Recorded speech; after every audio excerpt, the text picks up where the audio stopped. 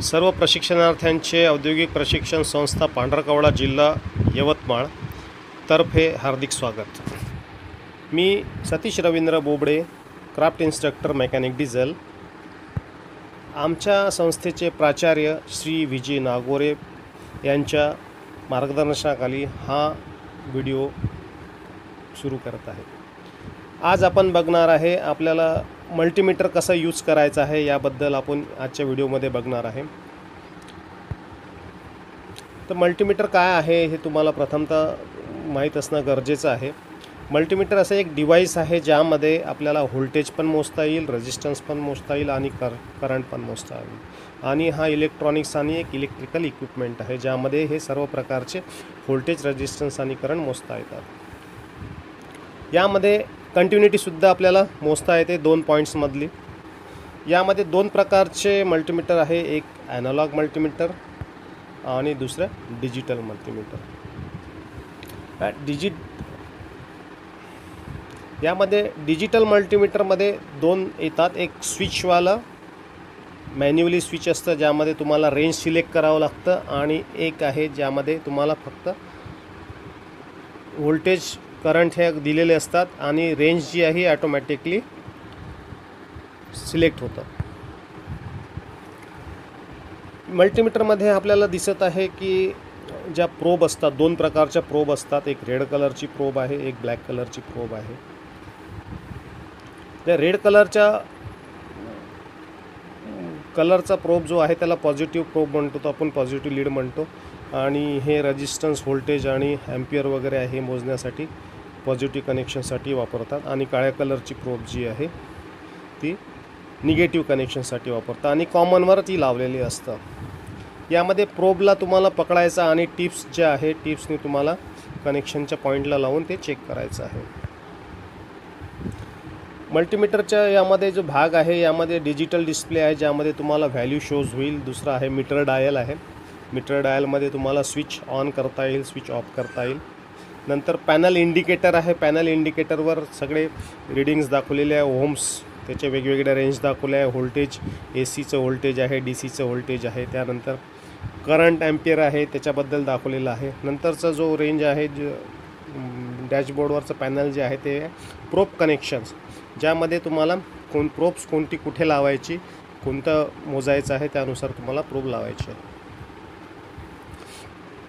ह्या सिम्बॉल दाखवलेले आहे यामध्ये, एसीचा सिम्बॉल, आता त्यामध्ये वर जे व्होल्टेजच्या ठिकाणी जे सिम्बॉलिक दिलेलं आहे व्ही, त्याच्यावर सिम्बॉल दिलेलं आहे जेणेकरून तुम्हाला एसीचं व्होल्ट मोजायचं आहे की डीसीचं व्होल्ट मोजायचं आहे हे दाखवले। ओम्स मोजता येईल का, कंटिन्युटी मोजता येईल का, डायोड मोजता येईल का, अशा प्रकारचे सिम्बॉल दिलेले आहे जेणेकरून जे आपल्याला मोजायचं आहे त्या सिम्बॉलनुसार ते आपल्याला प्रोब लावायचे आहे। व्होल्टेज मोजताना यामध्ये बघा, व्होल्टेज काय आहे, युनिट ऑफ इलेक्ट्रिकल प्रेशर, म्हणजे व्होल्टेजचं जे प्रेशर असतं त्याचं जे युनिट आहे व्होल्टेजनी, व्होल्ट्सनी दाखवलं आहे। 1 व्होल्ट जे प्रेशर आहे, difference needed to cause 1 ampere of current to pass through 1 ohms of resistance, म्हणजे एका ओम्सच्या रेजिस्टन्समधून 1 ॲम्पियरचा करंट पास करण्यासाठी जे प्रेशर लागतं त्याला ते असतं व्होल्ट्स। व्होल्टेज 2 प्रकारामध्ये असतं, एक एसी व्होल्ट असतं ज्याच्यात अल्टरनेटिंग करंट म्हणतो, आणि दुसरा आहे DC volt, direct current. AC volt हे 110 व्होल्ट एसी जे आपण हाऊसहोल्डसाठी वापरतो ते आहे, आणि डीसी व्होल्ट जे आपलं डायरेक्ट करंट बॅटरी वगैरेसाठी असतं ते आहे। जेव्हा तुम्हाला प्रोब मीटरवरचं जे नॉब आहे, नॉब तुम्हाला जे वापरायचं आहे त्यानुसार ते तुम्हाला व्होल्टेज मोजायचं आहे की करंट मोजायचं आहे त्यानुसार त्या रेंजवर तुम्हाला ते ठेवायचं आहे। मॅन्युअलीमध्ये तुम्हाला सेट करायचं आहे, एसी व्होल्ट असेल तर एसी व्होल्टच्या ठिकाणी तुम्हाला 230, 500ची रेंज असेल किंवा 100ची रेंज असेल त्या मीटरनुसार त्यानुसार तुम्हाला ॲडजस्ट करायचे किती व्होल्टेज तुम्हाला मिनिमम मोजायचं आहे, मॅक्सिमम किती मोजायचं आहे। आणि डीसी व्होल्ट म्हणजे 20 व्होल्टवर ते दिलेलं राहील नॉब, त्यानुसार त्या ठिकाणी ते सेट करायचं आहे। व्होल्टेज मेजर करताना तुम्हाला इन सर्किट मोजावं लागेल। आता यामध्ये बघा, या सर्किटमध्ये रेजिस्टन्सच्या अक्रॉसमध्ये व्होल्टेज मोजायचं आहे, म्हणजे सर्किट चालू असताना तुम्हाला व्होल्टमीटर 2 प्रोब, निगेटिव्हचा एक साईडला आणि पॉझिटिव्हचा एक साईडला लावावं लागेल। यामध्ये बॅटरी आपण मोजत आहे, बॅटरीचा प्रोब जी आहे व्होल्टवर केली आहे डीसी व्होल्टला, नंतर पॉझिटिव्हला लावला आहे आणि निगेटिव्ह लीड जो आहे निगेटिव्हला लावला आहे. रजिस्टन्स आणि कंटिन्युटी मोजताना तुम्हाला काय काळजी घ्यावं लागेल. रजिस्टन्सच्या सिम्बॉलवर तुम्हाला प्रोब तुम्हाला घेऊन जावं लागेल आणि त्याच्या रजिस्टन्स जे आहे ओम्समध्ये मोजतात. रजिस्टन्स मोजताना तुम्हाला पॉवर सोर्स तो डिस्कनेक्ट करावा लागेल. डिस्कनेक्ट करून तुम्हाला तो कंपोनंट काढून नंतर मग तुम्हाला रेजिस्टन्स मोजावं लागेल. यामध्ये दाखवलं आहे रेजिस्टन्स मोजताना त्याचा कंपोनंट्स बाजूला घेऊन तुम्हाला रेजिस्टन्स मोजायचा आहे. कंटिन्युटी मोजताना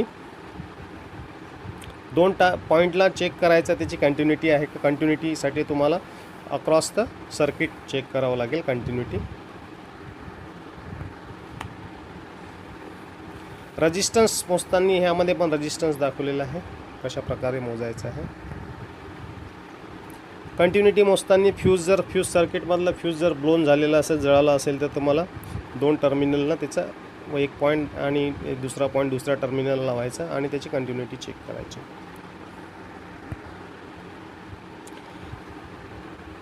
करंट हे ॲम्पियरमध्ये मोजतात. करंट चेक करताना प्रथमतः आपल्याला काय करावं लागेल, पॉवर सोर्स डिस्कनेक्ट करावं लागेल. कंप्लीट सर्किट डिस्कनेक्ट करून प्लेस ए मल्टीमीटर आणि सिरीज सर्किट विथ सिरीज सर्किटमध्ये लावावं लागेल. नंतर मग पॉवर सोर्स रिकनेक्ट करावं लागेल आणि इग्निशन स्विच ऑन करावं लागेल. आता यामध्ये बघा करंट मोजताना कनेक्शन जे आहे सिरीज सर्किटमध्ये मोजायचं आहे. आता या व्होल्टेज या बॅटरीमधलं करंट किती फ्लो होऊन राहिलं या लाईट्सला हे चेक करण्यासाठी त्यांनी मल्टीमीटर लावलेलं आहे. प्रथमतः तुम्हाला प्रोब ही ॲम्पियर रेंजला घेऊन जायची आहे. ॲम्पियर रेंजला नेल्यानंतर सिरीजमध्ये तुम्हाला लावलेला आहे. एक प्रोब लावलेली आहे निगेटिव्हच्या एका बॅटरी टर्मिनलला आणि दुसरी जो आहे अगेन्स्ट लोड लावलेला आहे. म्हणजे लोडचा एक पॉईंट तुम्हाला बॅटरीला लावला आहे आणि दुसरा पॉईंट हा पॉझिटिव्ह टर्मिनलला लावलेला आहे. आणि या करंट यामधून किती फ्लो होतो हे आपल्याला मल्टीमीटरला दाखवतं. ते ओव्हरऑल तुम्हाला मल्टीमीटरमध्ये व्होल्टेज पण मोजता येतो, करंट पण मोजता येतो, रेजिस्टन्स पण मोजता येतो. त्याला म्हणतात मल्टीमीटर. अशा प्रकारे ह्या मल्टीमीटरचा उपयोग आपल्याला गाडीचे काम करण्याकरता, इलेक्ट्रिकल काम करण्याकरता, घरचे हाऊसहोल्डच्या इलेक्ट्रिकल कनेक्शनचे काम करण्याकरता अत्यंत आवश्यक आहे. हा व्हिडिओ आपण सर्वांनी बघितला. आपले खूप खूप धन्यवाद. थँक्यू.